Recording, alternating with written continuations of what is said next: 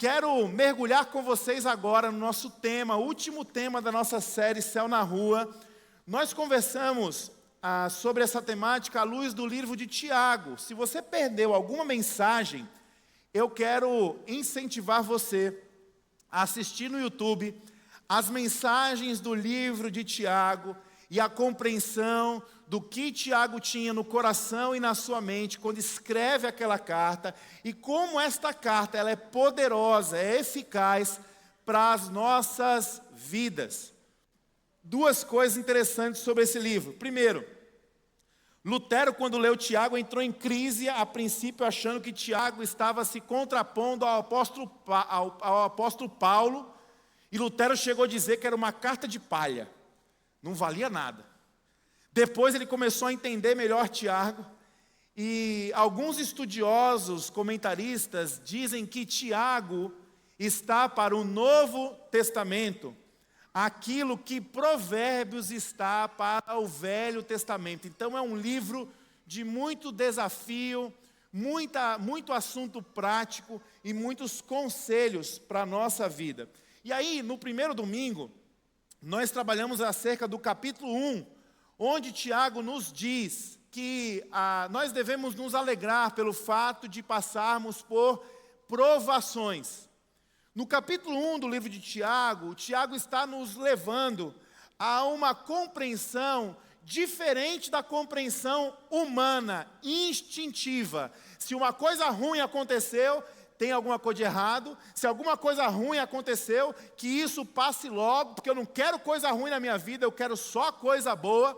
E o Tiago então está dizendo, se alegrem com as dores desse mundo, porque as dores desse mundo fortalecem a sua fé. As dores que nós atravessamos, elas nos ajudam a compreender que nós não vivemos somente pelo instinto, mas nós vivemos guiados por um Espírito, pelo Espírito Santo de Deus. Então, uma provação é uma oportunidade para que em Deus você possa se alegrar. Aqui Tiago já está nos chamando a virar o nosso mundo.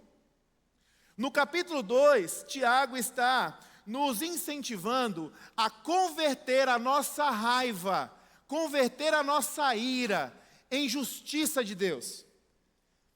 Sabe as coisas ruins que acontecem? Pois é, estas coisas servem para alimentar a sua fé.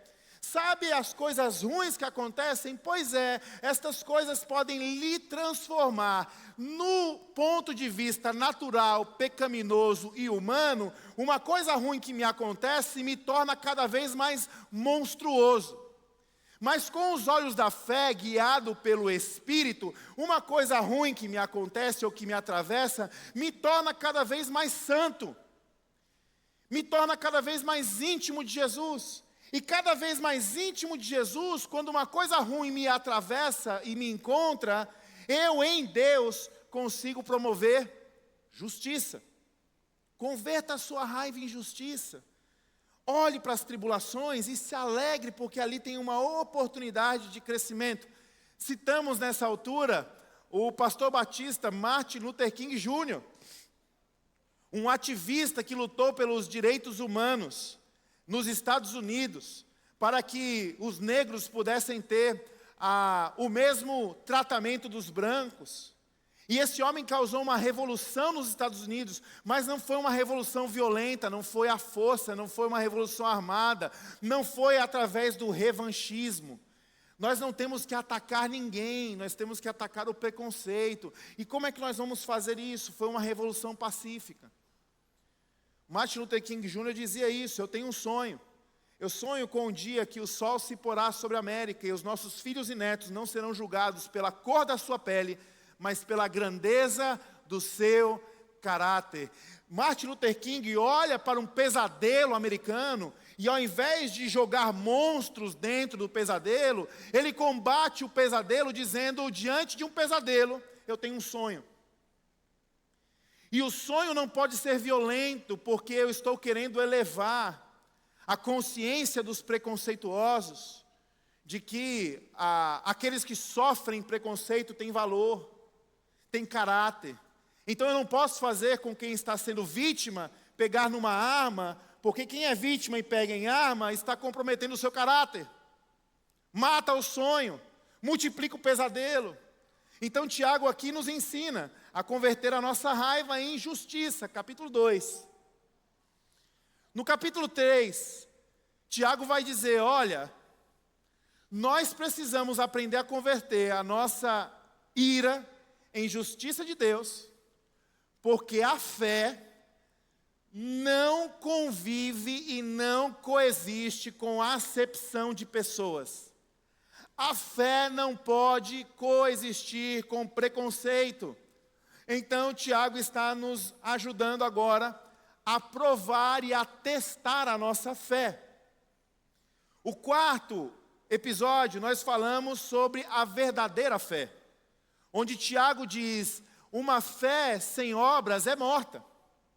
Uma fé sem obras é inoperante. Uma fé sem obras, ela é mentirosa.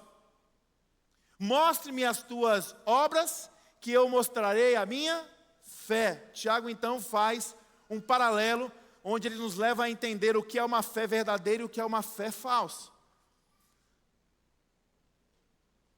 No quinto episódio, falamos sobre o poder da língua. Tiago está ensinando, dizendo, olha, você quer avaliar aí como é que você está na sua vida? Você quer ser alguém sábio, bem-sucedido? Você quer ser alguém que tem sucesso nas suas empreitadas, nas suas relações? Olhe para a sua língua. E nós conversamos aqui acerca da comunicação não violenta. E no último episódio, que foi domingo passado, Tiago falou naquele outro episódio da língua, para nos chamar a atenção e nos levar ao entendimento de que Deus verdadeiramente quer mudar o nosso coração. Jesus disse isso. Nós temos que cuidar com a nossa boca, porque a boca fala do que o coração está cheio. E aí nós mergulhamos juntamente com Tiago, e tivemos a oportunidade de entender o quanto Deus está empenhado em purificar o nosso coração. Eu e você, nós temos um caminho muito equivocado na vida, diante das nossas insatisfações. O marido, quando ele está insatisfeito com a esposa, ele vai em direção a quem para resolver a sua insatisfação com a esposa? Ele vai em direção a ela.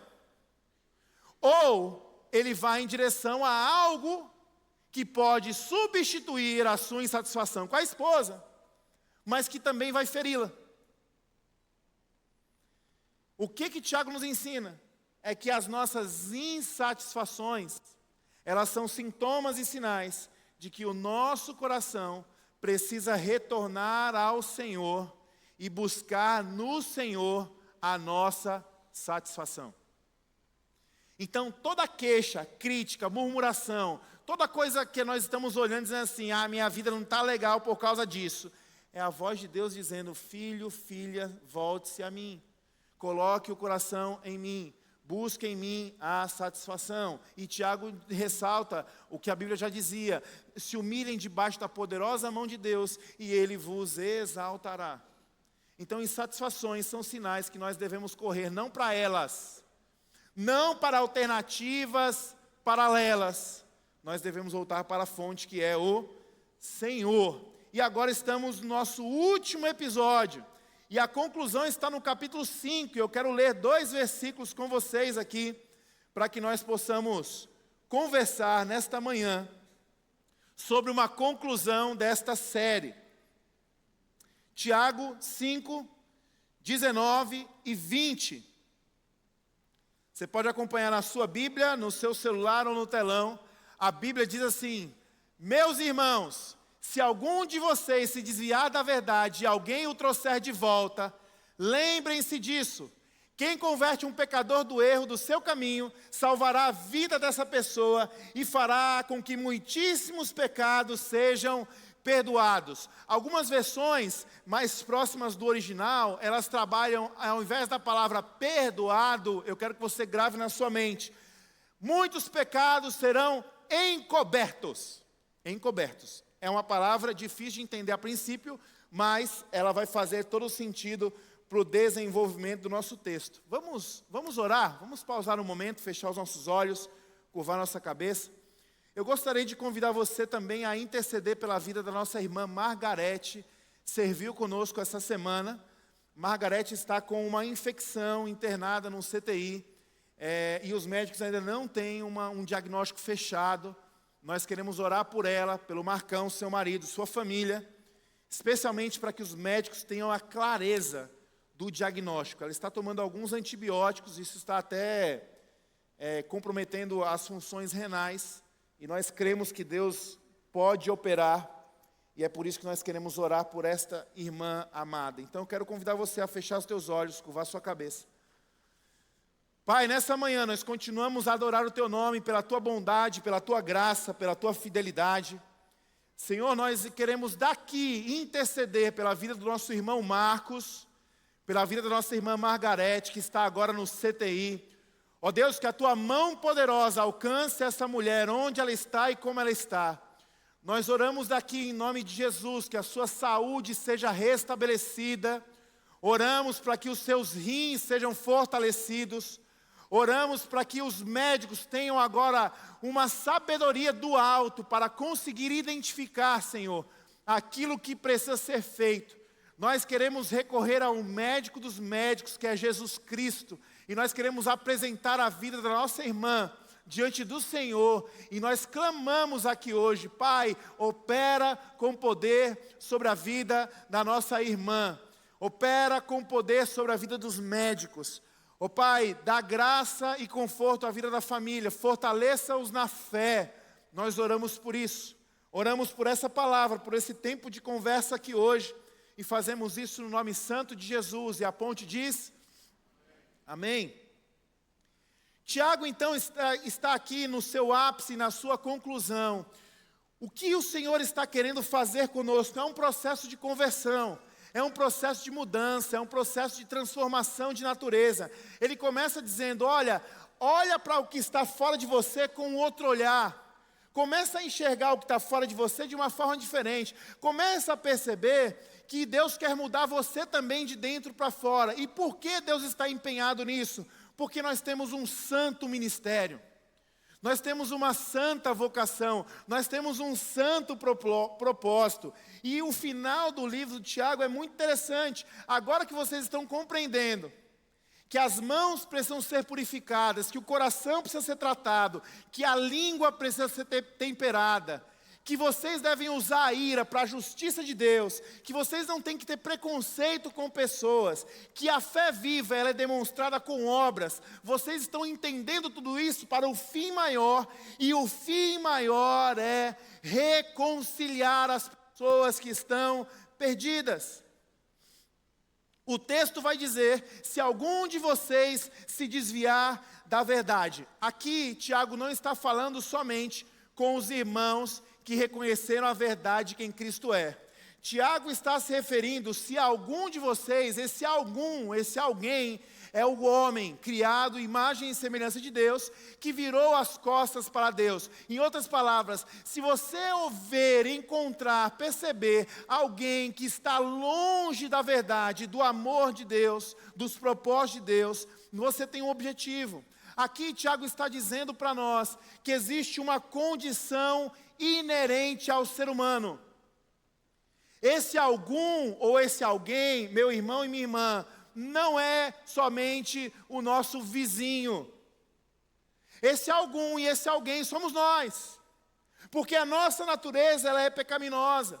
Porque se eu e você nós não tomarmos um cuidado diário, dando manutenção à nossa espiritualidade, eu e você vamos nos afastar daquilo que é verdadeiro.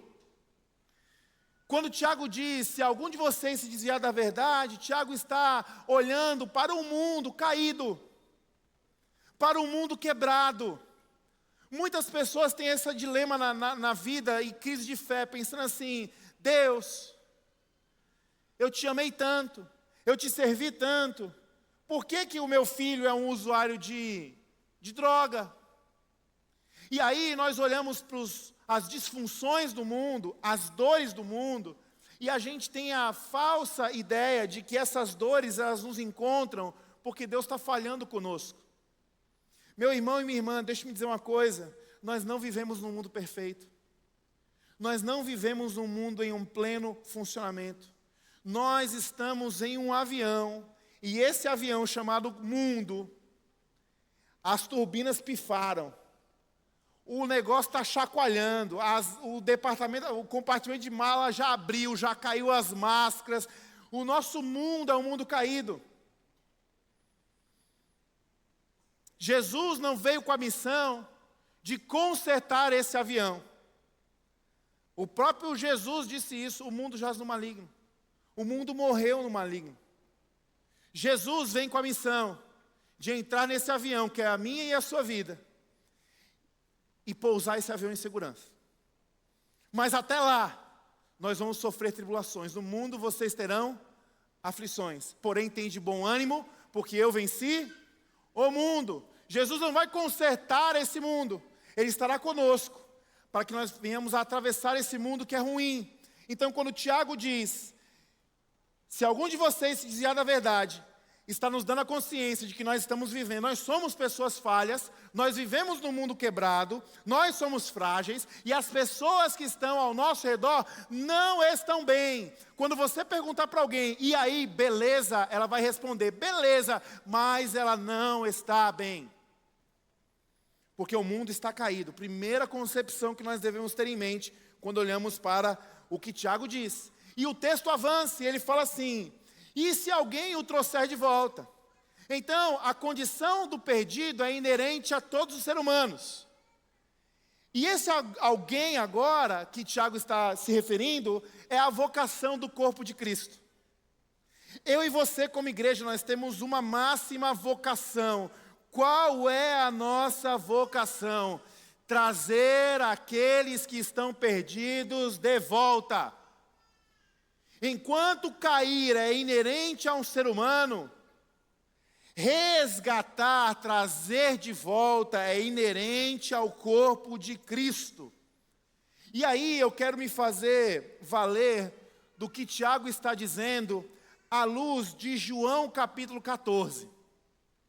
Porque toda vez que nós falamos sobre resgatar as pessoas, reconciliar as pessoas, nós podemos estar desviados de uma verdade essencial ensinada por Jesus. Quando eu falo, eu e você, como igreja, temos que resgatar as pessoas, trazer as pessoas de volta, nossa cabeça pensa assim, o pastor está chamando a gente para chamar a gente, para vir para o culto. O pastor está chamando a gente para chamar a gente para ouvir pregação.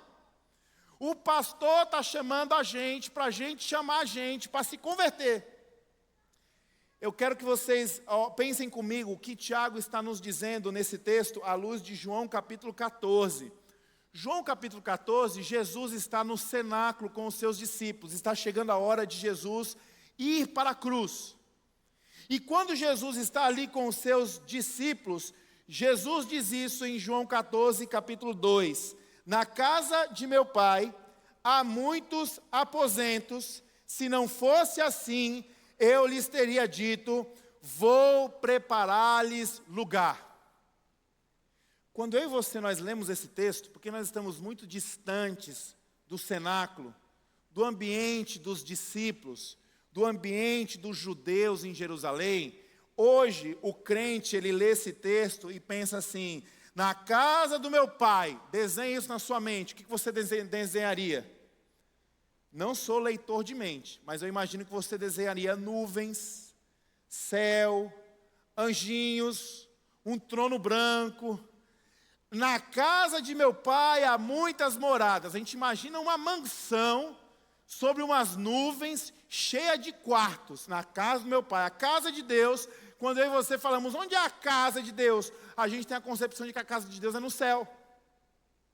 Jesus não estava falando do céu. Quando Jesus fala, na casa dos meus pais, há muitas moradas, quando aqueles discípulos escutaram casa do Pai, a referência não foi o céu. Que referência foi essa? Jesus, quando estava em Jerusalém, entrou no templo e viu que no templo estava sendo comercializado animais que eram oferecidos em sacrifício. Jesus pega o seu cinto, a sua azorrague, e ele sai virando as mesas e chicoteando as mesas, revoltado. E ele dizia o quê? Vocês estão fazendo da casa do meu pai, casa de oração, um mercado. Quando Jesus disse, na casa do meu pai há muitas moradas, aqueles primeiros discípulos entendiam que casa do pai não era o céu.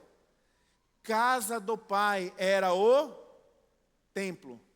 Primeira coisa que nós precisamos entender, meus irmãos, acerca do ministério da reconciliação.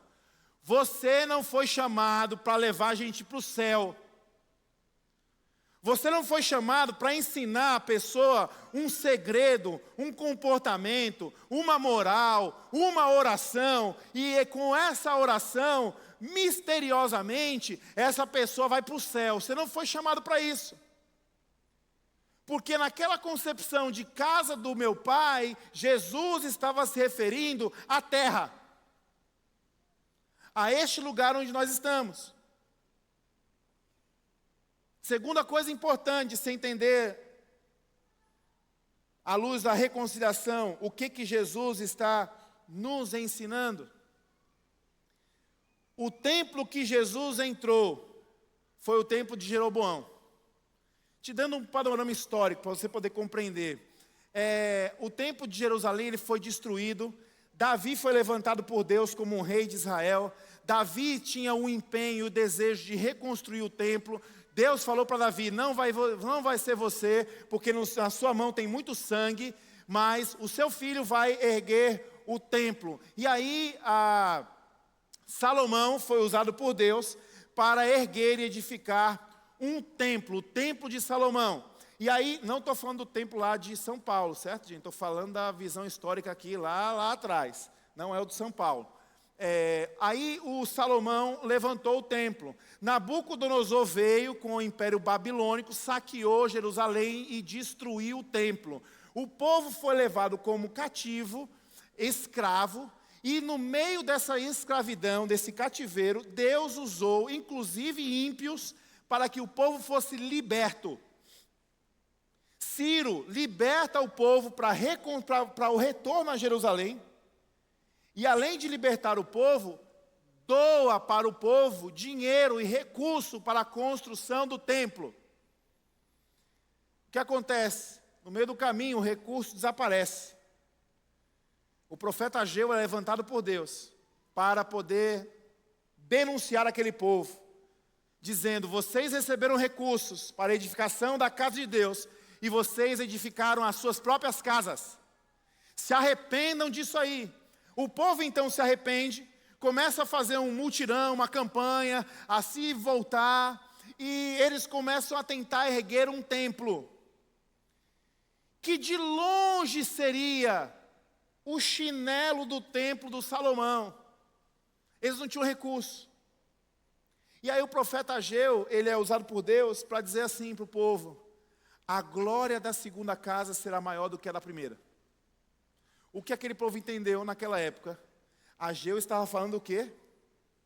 Que o templo de Jeroboão seria maior do que o templo do Salomão. Era isso que eles entenderam. Quando Jesus entra no templo, ele destrói tudo, Jesus está entrando nesse templo que foi construído com as mãos desse povo, que Ageu falou, denunciou e tudo, e falou, a glória da segunda casa será maior do que a da primeira. Jesus entrou nesse templo. E nesse templo, Jesus disse, eu vou destruir e eu reconstruirei o templo em 3 dias. Presta atenção nisso. Em 3 dias eu destruirei e reconstruirei o templo. Espera aí, Johan, estou confuso. O Ageu não falou que a glória do segundo templo seria maior do que a da primeira? Falou. E a palavra se cumpriu. Por que cumpriu? Por 2 aspectos. Primeiro, Jesus entrou no templo. Então a glória da segunda casa é maior do que a da primeira, porque Jesus entrou ali. A glória da segunda casa é maior do que a da primeira, porque Jesus, que entrou no templo, disse: eu vou destruir esse negócio aqui e vou reconstruir em 3 dias. Para o cumprimento da promessa, eu não habitarei mais em templos feitos por mãos humanas. A glória da segunda casa, o templo da segunda casa, é mais glorioso do que o da primeira casa, porque o templo não é mais construído por mãos humanas, foi construído por Deus. O templo é o próprio Cristo. A casa de Deus, a casa do Pai, está em Cristo. Atos nos diz que não há salvação por nenhum outro meio a não ser por Jesus Cristo.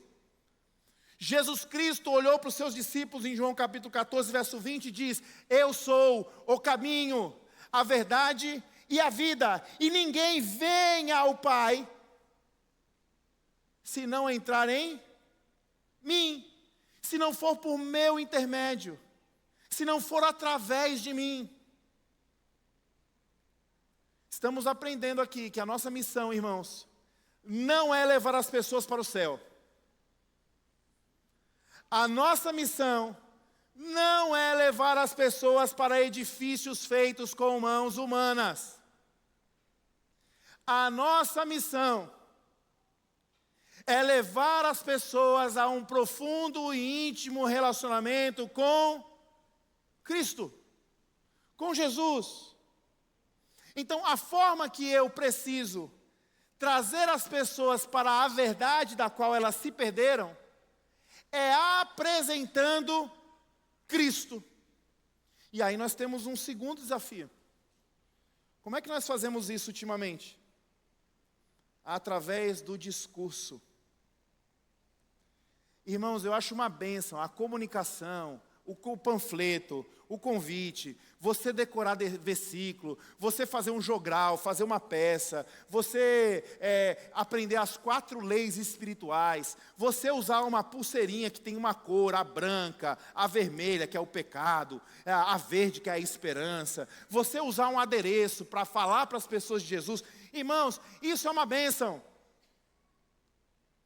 Mas nós precisamos tomar muito cuidado, porque esses adereços estão transformando o Evangelho em uma coisa que a gente fala, é transferência de informação, e não é mais uma transferência de vida. E quando nós entendemos assim, nós estamos nos desviando e desviando as pessoas da verdade. O que muitos de nós pensamos? Que o nosso objetivo é levar as pessoas para o templo, para que no templo as pessoas cumpram os ritos. Se você pensa assim, você está desviado da verdade. Existem comunidades que gastam muito tempo oferecendo shows, eventos, entretenimento, experiências para os seus membros, para os membros de outras comunidades, e querem trazer, e fazer, e explodir, e querem ter 300 mil pessoas em um auditório, e ficam chamando isso de igreja. Templo e rito caíram. Por quê? Porque quando Jesus está olhando para os seus discípulos dizendo: eu estou indo para a casa do meu pai, para ali, na casa do meu pai, há muitas moradas, e eu estou indo para lá, para lhes preparar lugar. Jesus não está falando de templo e de rito, Jesus está falando de casa e de relacionamento. Casa e relacionamento significa Jesus preparando morada. Em outras palavras, você sabe o que é o céu? O céu não é um lugar, o céu é uma relação. O céu é um relacionamento. Johan, então, como é que eu apresento Jesus? Você pode falar versículo, você pode usar pulseirinha, você pode usar o adesivo, você pode usar o panfleto, mas acima de tudo, Jesus precisa ser percebido na nossa vida. pela forma da qual nós vivemos, a forma da qual nós agimos. Jesus precisa ser evidenciado com a nossa vida. Quem converte um pecador do erro de seu caminho, salvará a vida desta pessoa. O que é converter um pecador? Não é ficar querendo transformar ele. Converter um pecador, na luz do que Tiago está dizendo, é trabalhar no caminho. É trabalhar o caminho para que os perdidos encontrem Jesus. Como os perdidos encontrarão Jesus? Onde Jesus estava quando ele falou que iria preparar morada? Em um cenáculo, ao redor da mesa, partilhando pão. Como é que a igreja precisa apresentar Jesus para as pessoas? Simplesmente abrindo a porta da sua casa, convidando as pessoas para sentar na sua mesa e comendo com essas pessoas. Porque à medida que você chama essas pessoas para entrarem na sua casa, que supostamente é o lugar onde você mais se encontra com Jesus, é o lugar onde exala Jesus, porque a casa deve ser esse lugar, inevitavelmente, à medida que nós vamos partindo o pão na mesa, os olhos das pessoas começam a se abrir, e elas começam a ver Jesus em nós. E eu não estou entendendo essa parada, está ficando um negócio meio doido. João capítulo 17, Jesus orou por nós, por mim e por você, sabia disso? Jesus faz uma oração em João 17, ele diz assim: eu quero orar por vocês, mas oro também por aqueles que haverão de crer. Você e eu nem existíamos aqui nesse plano terreno, Jesus já havia orado por nós. E a oração de Jesus, sabe qual foi? Pai, assim como eu estou em ti e tu está em mim, assim como nós somos um, eu oro para que eles estejam em mim. Porque quando eles forem um, o mundo vai crer. A oração de Jesus é para que aquele cenáculo, aquela comunhão ao redor da mesa, ela pudesse ser reproduzida ao longo do tempo. E à medida que as pessoas olhassem para a forma que nós nos tratamos, para o nosso compromisso, o nosso respeito, o nosso amor fraternal um para o outro, à medida que elas testemunhassem isso na nossa vida cotidiana, normal, ordinária, elas iriam tomar um susto, porque elas iriam ver Jesus. O que nós temos que fazer então a título de evangelismo? Viver Jesus na mesa das nossas casas.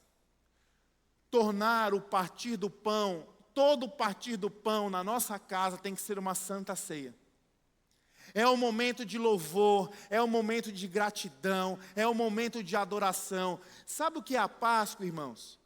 A Páscoa é a contação da história da libertação do povo de Deus.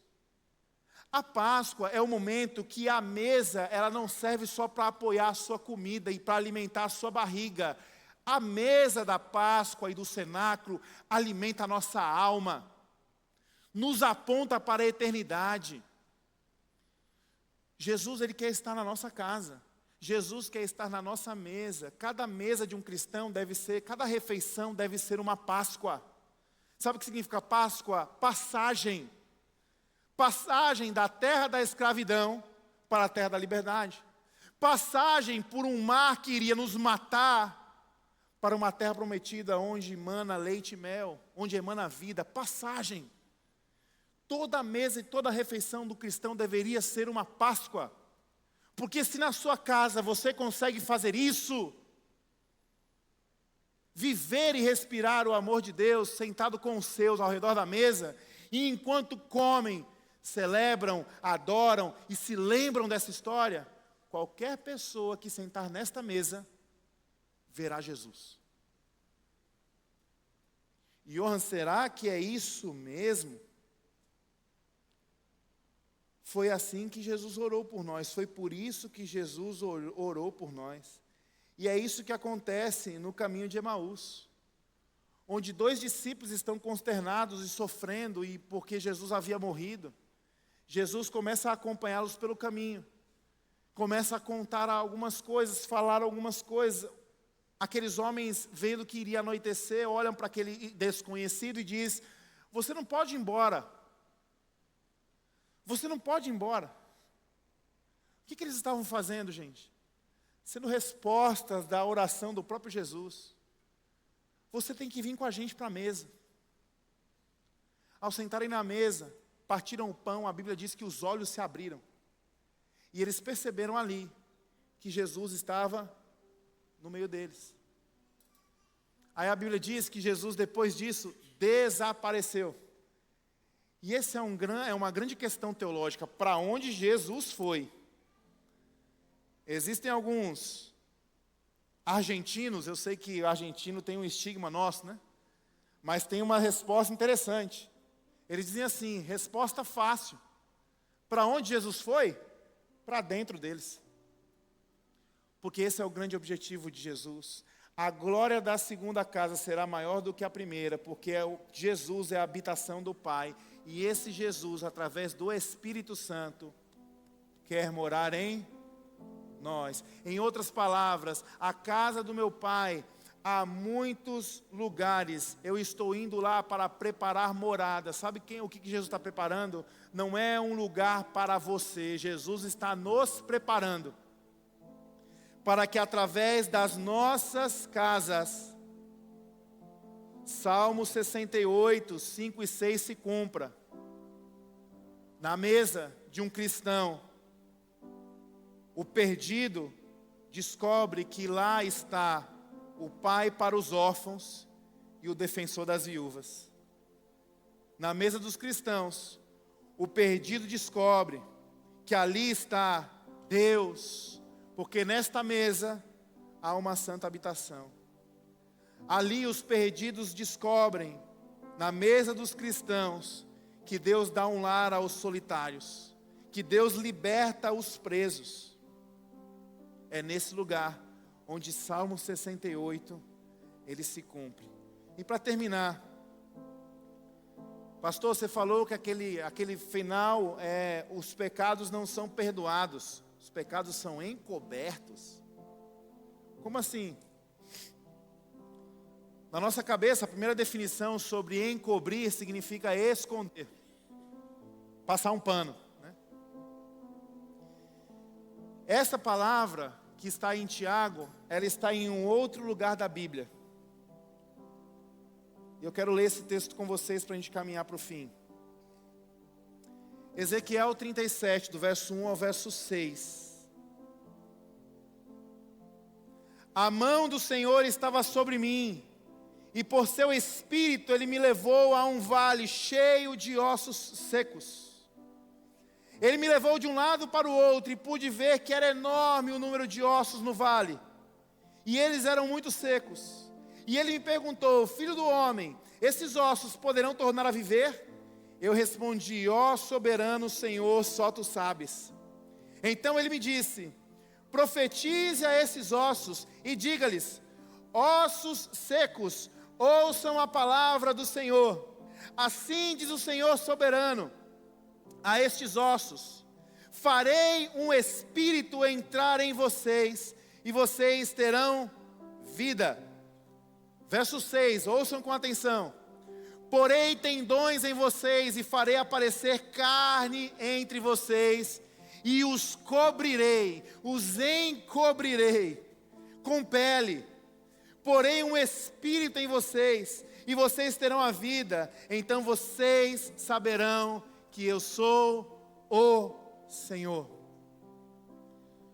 A mesma palavra que aparece em Tiago sobre a ideia de encobrir os pecados, é a mesma palavra que está definindo o que a ação de Deus ela faz com quem estava morto. Quem estava morto não passava por um vale de ossos secos. E quando a Bíblia diz que nós trazemos, é interessante isso, né? Como casa. À medida que você está faminto fisicamente, a consequência é que você vai emagrecendo, secando, definhando. E quando você chega num estado de absoluta fome, você olha para alguém que está em absoluta fome, escassez de alimento, e você vê o esqueleto da pessoa, não vê? Pois é, o esqueleto aqui. Ó. Como é que você resolve isso? O que é capaz de dar vida, ânimo, sustento para um faminto? É o alimento, é a mesa. E aqui nós estamos vendo como é que a salvação acontece, gente. Nós precisamos voltar a cumprir esse mandamento da hospitalidade. Eu não sei se você está conseguindo compreender o que eu estou tentando lhe dizer. Mas diante de um mundo caído, do qual nós temos a responsabilidade e a vocação para resgatar, reconciliar, isso acontece quando nós abrimos a porta da nossa casa. Sentamos na mesa para receber essas pessoas que são ossos secos. E ao partilhar uma refeição que é física, em nome de Jesus, um pão espiritual é servido. Pecados são encobertos da mesma forma que como alguém que se alimenta vai ganhando carne, vai ganhando músculo, vai ganhando tendão. É isso que nós devemos compreender quando nós recebemos da parte de Deus esse ministério da reconciliação. A sua mesa é um altar, meu irmão e minha irmã. Altar não é isso aqui. Isso aqui é palco. Templo não é isso aqui. Isso aqui é um auditório. Auditório, prazer. Palco. Não é altar. O que é templo? Você que é cheio do Espírito Santo de Deus. Você é templo do Senhor. Mediante a pedra angular que é Cristo. Quando eles iam fazer uma construção naquela época, pega uma pedra e faz ela simetricamente perfeita. Porque a partir dela nós vamos edificar a nossa construção. O apóstolo Pedro olhou para isso e disse: Cristo é a pedra angular que os construtores desprezaram. Pedra esta fundamental para a construção de uma casa espiritual. É o templo, é a casa do Senhor. Onde nós somos pedras vivas. O templo é você. O altar é a sua mesa. E a história que nós contamos ao redor dessa mesa, enquanto nós comemos, é capaz de transformar um vale de ossos secos em pessoas que foram cobertas, enxertadas pela graça e pelo amor de Deus. Tiago nos fez passar por tudo isso, para que no final nós pudéssemos entender a santa vocação, o ministério da reconciliação. Termino com uma citação do teólogo alemão, martirizado na época do nazismo, Dietrich Bonhoeffer. Nós queremos que as pessoas sejam feitas como a nossa imagem, mas Deus decidiu que as pessoas foram feitas à imagem dele. Que você possa sair por aqui, por esta porta, e que à medida que você caminha, você possa olhar para as pessoas que estão lá fora, e a despeito dos seus preconceitos, das suas preferências, dos seus achismos, dos seus quereres, você veja que essas pessoas que estão perdidas, como ossos secos, você possa ter a graça e o olho de Jesus para enxergar a imagem de Deus em quem está perdido. Nós não queremos converter as pessoas segundo a nossa imagem. Nós queremos converter os caminhos para que essas pessoas voltem a ser a imagem de Deus. Por isso, preconceitos, preferências, doutrinas, as minhas doutrinas, eu jogo isso fora. Eu vou simplesmente abrir a porta da minha casa abrir a minha mesa, e eu vou contar a história que Deus fez comigo, me tirando do lugar da escravidão para o lugar da liberdade. Simples assim. Veremos muitíssimos pecados sendo perdoados. O maior fruto, meus irmãos, de um ato de serviço, não é o resultado numérico. Não são quantas cestas nós doamos, quantos cachorros quentes nós fizemos, quantos sucos, quantas ações médicas, quantos cabelos cortados, cabelos escovados. O maior fruto do nosso ato de serviço é a fagulha que nós geramos no coração das pessoas, que elas possam saber, acreditar, crer que elas são filhas amadas do Senhor. O maior fruto de um ato de serviço é uma relação, é um relacionamento, é uma mesa.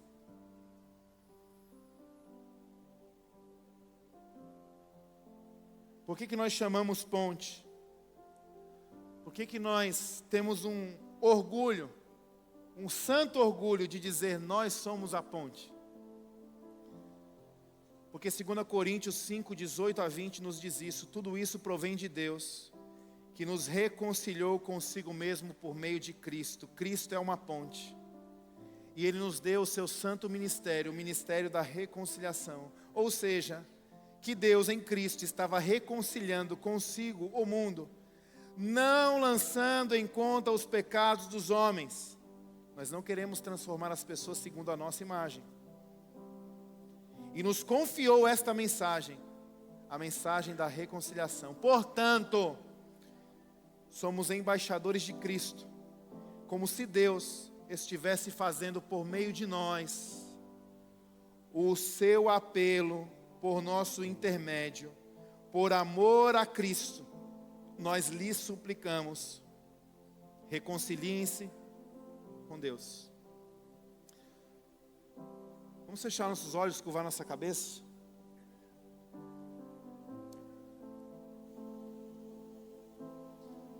Pai, nessa manhã, diante de tudo aquilo que nós estamos presenciando aqui, diante daquilo que nós cantamos, diante daquilo que nós ouvimos, diante daquilo que nos foi testemunhado, a minha oração, Senhor, é que o nosso coração ele seja incendiado, apaixonadamente, consumido, com um desejo de cumprirmos aquilo que o Senhor nos chamou a fazer. Nós somos o templo, nós somos a casa, onde os nossos pés tocarem, Jesus precisa chegar. Onde as nossas mãos tocarem, Jesus precisa tocar. Onde os nossos lábios falam, Jesus precisa falar. Eu oro para que nós possamos sair desse lugar com essa urgente demanda. Famílias se conversando, Senhor, dizendo: quando é que a gente vai começar a abrir a porta da nossa casa? É uma vez por mês que a gente vai fazer isso? É botar a comida na mesa, chamar o vizinho, chamar um amigo, chamar um desconhecido e dizer: entra aqui. É toda semana? Como é que vai ser? Quando vai acontecer? Eu oro para essa santa inquietação, Senhor.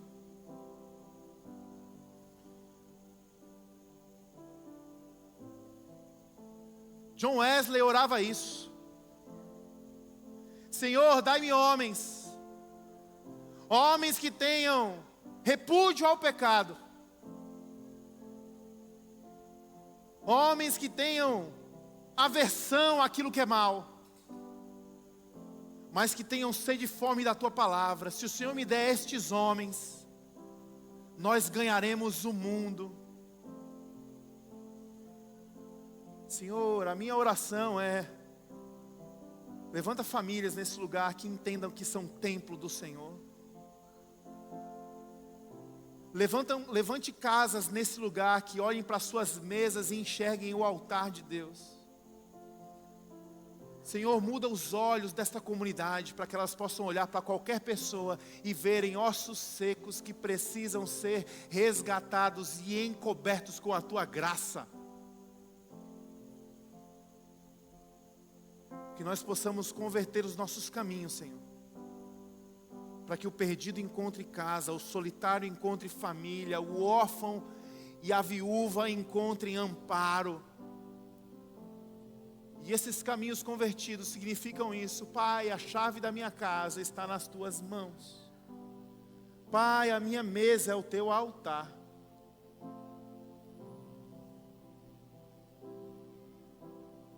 E eu quero agora converter, Senhor, o meu coração, para que os desconhecidos se tornem vizinhos, para que os vizinhos se tornem meus amigos.